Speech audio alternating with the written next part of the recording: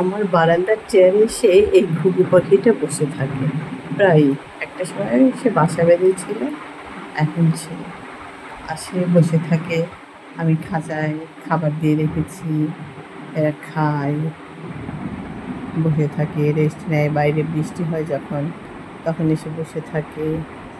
শুধু ঘুঘু পাখি না, চড়ুই আসে, বাবুই আসে, অনেক রকম পাখি আসে।